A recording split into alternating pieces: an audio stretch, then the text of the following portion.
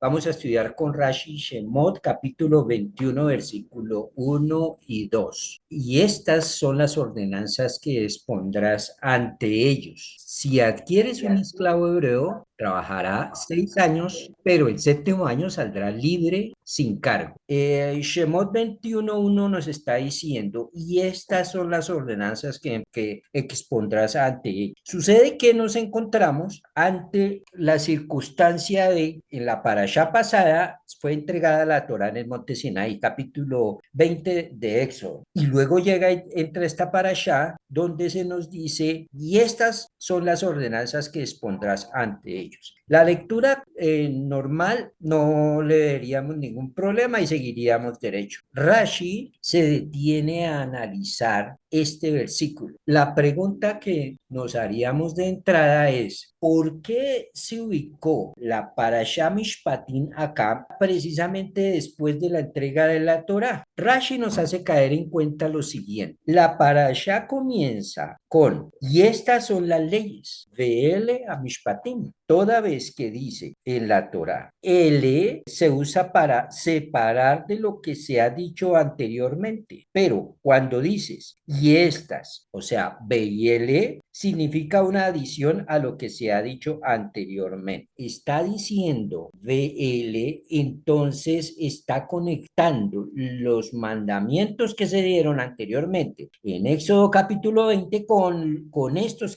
de los que se está hablando. Es decir, que si hay una conexión entre estos mandamientos y lo que estaba siendo entregado en el Sinaí, estos mandamientos tienen el mismo nivel porque fueron entregados en el mismo lugar. Por lo tanto, en este caso la expresión y estos significa que así como los preceptos precedentes, los 10 mandamientos que se originaron en el Sinaí, así también estos mandamientos que serán expuestos en esta parashá se originaron en el Sinaí. ¿De dónde saca esta idea Rashi? Es la siguiente pregunta que nos podríamos hacer. Esta idea la toma Rashi de el Midrash Tanhuma 3 en Shemot Rabbah 33. Estos, BL, son ordenanzas, dijo Rabí Abajú. Cada lugar donde se escribe BL se agrega al asunto anterior y cada lugar donde se escribe L se rechaza el asunto anterior. Entonces, esto es para que caigamos en cuenta de lo siguiente. Cuando Rashi analiza un versículo y da un concepto, no lo toma de manera caprichosa, sino que se basa en conceptos que ya están en la Torá oral. Ahora, ¿por qué registró la Torá estas leyes relevantes a los esclavos antes que las otras? Es decir, ¿por qué empieza a dar leyes sobre esclavos en un contexto en el que no habían? Fíjense lo siguiente, ellos habían salido de Egipto, estuvieron en esclavitud, sí es verdad, y habían salido en muy buenas condiciones económicas. Acuérdese que cada uno de los miembros del pueblo de Israel recibieron pago por parte de los egipcios de regalos en oro equivalentes a todo lo que ellos habían trabajado y no se les había pagado durante muchos años. Era un pueblo lleno de riqueza que estaba en el desierto. Entonces la pregunta es, ¿por qué Dios no les habló de otras leyes? Sino que curiosamente empieza a hablar de las leyes acerca de la esclavitud. Ibn Ezra nos dice para enseñarnos que debemos ver la Torá con la mentalidad de un esclavo. ¿Cómo así que yo tengo que ver la Torá con la mentalidad de un esclavo? Luego no soy libre. Bueno, debemos entender también lo siguiente. El pueblo de Israel salió de esclavitud de Egipto para seguir bajo la esclavitud de Dios. Por supuesto es mejor ser esclavo de Dios que ser esclavo de Egipto. Vuelvo y le recalco, la salida a Egipto no fue para vivir ahora sin ley, no fue para vivir como un campamento de hippies, sino para seguir ahora y someterse al señorío de Hashem y para vivir bajo sus decretos y ordenanzas, para vivir de acuerdo a sus normas y no de acuerdo a lo que cada uno quiera hacer. Un esclavo recibe órdenes y las tiene que ejecutar, entiéndalas o no. El esclavo no puede decir, no, yo no entiendo esa orden, entonces yo no la ejecuto, ¿no? Un esclavo hacía lo que le ordenaban, entendiera o no. Por supuesto que la Torá nos da el espacio para estudiar y entenderla, pero el esclavo que somos nosotros delante de Dios debe obedecer, entienda o no. Debe esforzarse por entenderlo y debe esforzarse por hallar la lógica que hay detrás de cada mandamiento, pero hay mandamientos que no tienen una lógica aparente, que son los hukim. En este caso, Dios entrega unos hukim y entrega unos mishpatim, que veremos más adelante a qué se refiere. Pero bueno, entonces, Ezra nos dice si comprendemos sus leyes bien, y si no logramos hacerlo, debemos darnos cuenta de que la debilidad radica en nuestra propia comprensión y no en la Torah. Dios libre, tal como un esclavo sigue las órdenes de su amo, las comprenda o no. Pero la pregunta que nos tendríamos que hacer ahora es, ¿de qué tipo de esclavo está hablando la Torah acá? Rashi entonces nos dice, estamos hablando de un esclavo que es el mismo, un hebreo, o quizás esto es incorrecto y el versículo solo se refiere a un esclavo que pertenece al hebreo, o sea, un sirviente no judío que has comprado a un hebreo. Y entonces, ¿cuáles son las leyes que pondrás ante ellos? Versículo 2 dice, si adquieres un esclavo hebreo, trabajará 6 años, pero al séptimo año saldrá libre sin cargo. Entonces, para desvirtuar la idea de que ese esclavo no sea judío, nos está diciendo que se refiere a un esclavo judío porque la Torá nos está diciendo en Devarim 15:12, si tu hermano, un hombre hebreo, si un hermano tuyo, hebreo, es vendido a ti, te servirá durante 6 años, pero al séptimo lo pondrás en libertad. Fíjense que la esclavitud dentro del contexto de la Torá para el judío era un servicio. No se imaginen a esclavos como los esclavos que trajeron los españoles a América o los portugueses. No se imaginen esos esclavos. Eso era otro tipo de esclavitud, una esclavitud totalmente cruel. La esclavitud hacia el hebreo era una esclavitud diferente. El esclavo tenía garantías y tenía derechos. En este caso es alguien que por circunstancias de desgracia económica no tenía con qué pagar, le tocaba ir a servir a la casa de otro judío, él y su familia, y le tocaba servir por 6 años a ese señor judío y someterse a las normas de esa casa que estaban sometidas a las normas de la Torah. Y por supuesto, al séptimo año debía ser dejado libre o podía caer en ese estado porque había robado y no tenía cómo saldar la deuda generada a través del robo. Entonces, en ese caso, estaría 6 años en proceso de reinserción social, es como la cárcel de ese entonces para el judío, pero con garantías y con derechos. Y al séptimo año podría recuperar su libertad, bien, tanto física como económica. Bien, ahora, pero acordémonos que si ese esclavo tenía hijas menores de edad y cuando llegaba la etapa de la pubertad en las hijas, automáticamente quedaban libres, independientemente si es que llevaban hasta ahora medio año o un año o un mes de esclavitud, quedaban libres. Las garantías para el esclavo hebreo y su familia eran garantías que no se ven ni siquiera en la sociedad actual. Y él era reinsertado a la sociedad, podía tener una oportunidad para volver a tener una nueva vida. Pues de ese esclavo es que se nos está hablando en este versículo. Entonces, la pregunta que se nos hace es, basado en lo que viene a continuación, pero si el sirviente dijese, porque la calidad real del esclavo hebreo era esa, de un sirviente, quiero a mi amo, a mi esposa y a mis hijos y renuncio a mi libertad. Entonces su amo lo llevará ante los jueces, lo arrimará a la puerta colocada en un marco y su amo le atravesará la oreja con un punzón. Así se convertirá en esclavo suyo por siempre, hasta el jubileo. Si un esclavo desea quedarse después de 6 años, se le hace un orificio en la oreja, como nos lo está diciendo el versículo 6. ¿Por qué? ¿Qué sentido tiene un orificio en la oreja? Hay varias preguntas que saldrían de aquí. ¿Y por qué en la oreja? ¿Por qué no un orificio, digamos que en un cachete o o en el dedo gordo del pie. Por otro lado, ¿por qué en la oreja? Rashi al respecto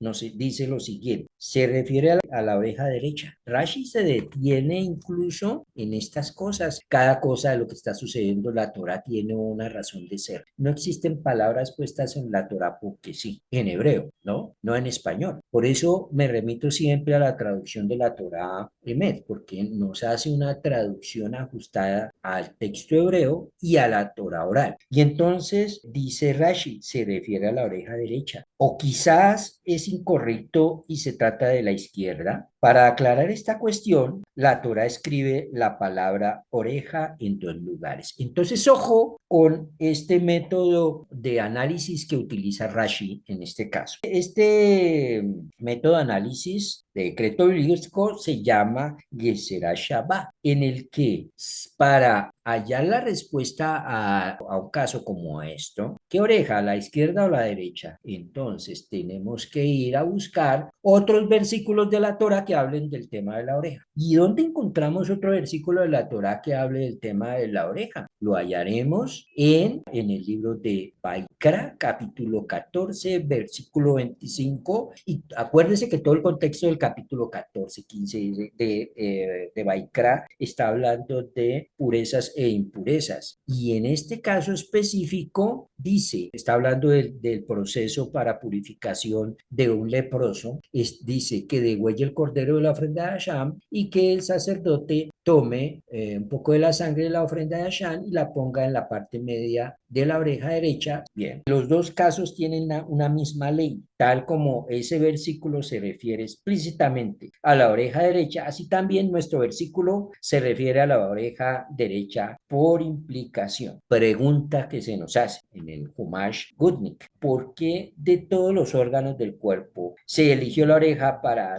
hacerle un orificio? El Rabán Yohanan Ben Zakkai nos lo explica. La oreja que oyó en el monte Sinaí, no robarás. Y luego fue y robó, ¿sí? Entonces, que esa oreja sea ahora dada. Si el esclavo se vendió a sí mismo y a la servidumbre voluntariamente, y no obstante, este fue y adquirió un amo para sí. Pues hay dos opciones aquí. Aquel que oyó en el Sinaí la voz de Dios diciendo no robarás y terminó robando, por eso es que se terminó de esclavo y por eso se le perforó la oreja. Y aquel que siendo pobre terminó de esclavo, aun cuando en su oreja escuchó que somos esclavos es de Dios y no debemos ser esclavos de los hombres. Pero cuando lo adquiere para sí, adquirió un amo para sí, cuando él llegó y dijo por su propia voluntad, quiero a mi amo y a mi esposa y a mis hijos y renuncio a mi libertad. El esclavo dice esto en el sexto año, entrando al séptimo, cuando va a adquirir su libertad y yo quiero seguir aquí de esclavo de fulano de tal. Entonces, la pregunta o el problema que Rashi ve en este asunto, ¿sí? Donde se está hablando del derecho civil, a Rashi le inquieta el hecho de que las leyes civiles mencionadas aquí ya se dieron al pueblo judío antes, mientras estaba acampando en Mará, ¿sí? La Parashá Beishalach, capítulo 15, versículo 25. Entonces, él clamó al Señor. Todos le estaban armando sindicato porque no tenían agua. Y el Señor le mostró un árbol y él lo echó en las aguas y las aguas se volvieron dulces. Y Dios le dijo a Dios un estatuto y una ordenanza. Ese estatuto es un huk, un hok. Los hok son los mandamientos que no tienen una explicación fácil a nivel racional. Un estatuto y una ley o ordenanza. ¿Cuál es el comentario que hace Rashi a este versículo? Rashi dice, allí le prescribió un estatuto y una ley. En Mará, Dios les entregó algunas secciones de la Torá para que se ocuparan de ellas. Fueron las que trataban acerca de Shabbat, de la vaca bermeja. La vaca bermeja es un cop y de las leyes que regulan los reclamos monetarios. ¿Qué es eso? Ordenanza en hebreo es mishpat. Y aquí dice, y un mishpat dio ordenanza. Por su parte, la palabra mishpat, ley o juicio, se refiere específicamente a las leyes civiles. ¿Y de qué estamos hablando en Shemot capítulo 21? Comenzando, pues, de las leyes civiles. Y comenzando dentro de las leyes civiles, la ley del esclavo. Entonces, si este es el caso, ¿por qué escribe la Torá aquí? Y estas son las leyes, sugiriendo que esta parashá sigue directamente a continuación de la parashá Yitro, donde se dio la Torá. Para contestar esa pregunta, Rashi declara que tal como lo que figura antes, que son los 10 mandamientos, era del Sinaí, las leyes siguientes también son de Sinaí. O sea, a pesar del hecho de que estas leyes ya se dieron en Mará, fueron no obstante repetidas en Sinaí. Esto fue para dotar a la ley civil de la autoridad legislativa e importancia religiosa de Sinaí. El estudio de la Torah son preguntas tras preguntas. Si no se hace, usted lee la Torah y no se hace preguntas, usted no hizo nada, prácticamente, porque lo que está ordenado es el estudio de la Torah, el estudio de la Torah, el Talmud Torah. Y para hacer estudio es necesario hacerse preguntas. Siempre que lean un pasaje de la Torah, siempre que vean una parasha nueva y empieza usted a leer, ¿y por qué esto? ¿Y por qué aquello? ¿Y por qué esto? Las preguntas que le surgen a Rashi son producto de muy aguda observación de lo que está diciendo el texto bíblico. Así deberíamos estudiar nosotros. Es por ello que nos debemos sentar con él para aprender y estudiar. Y entonces, cuando leemos Torah, no somos observadores por fuera del problema. Estamos leyendo Torah y debemos sumergirnos dentro de ella para preguntarnos qué debo hacer yo ahora para aplicar esto que estoy estudiando, esto que estoy leyendo. Ahora, lo siguiente es entender si después de 6 años es que se le dice vas a salir en libertad. La pregunta que nos podríamos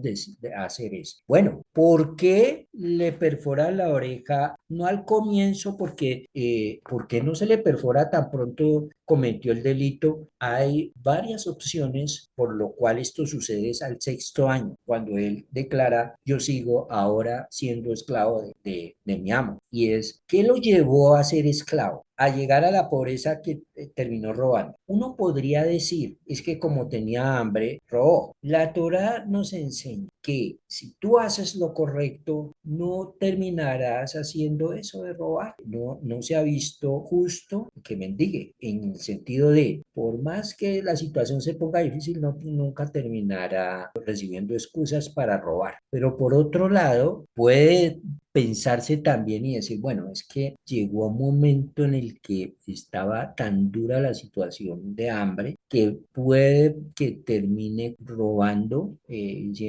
cogiéndose comida o cogiendo cosas pensando que después lo va a devolver, ¿bien? Porque era que si no comían se morían de hambre. Bueno, eso podría suceder. Para no ser injusto y que no quede marcado, porque el perforarse la oreja era una evidencia que se hacía delante de todos, porque ¿dónde se hacía? En el paral de la puerta, porque en Egipto, donde fueron esclavos, Dios hizo marcar con la sangre de la libertad ese paral, y de esa misma manera, para recordarle a él que ahí en ese paral salió en libertad y en ese paral él tomó la decisión de seguir esclavo de su amo, y ese paral es el de la puerta de la entrada de la casa del amo, y por lo tanto, cuando se hacía el proceso de, con una lesna, perforarle la oreja, el lóbulo de la oreja en el paral, era para que todo el que pasara se diera cuenta y se hacía un hecho público de que él había escogido ser esclavo. No era fácil, ¿no? Y tampoco era el castigo más doloroso, porque finalmente perforar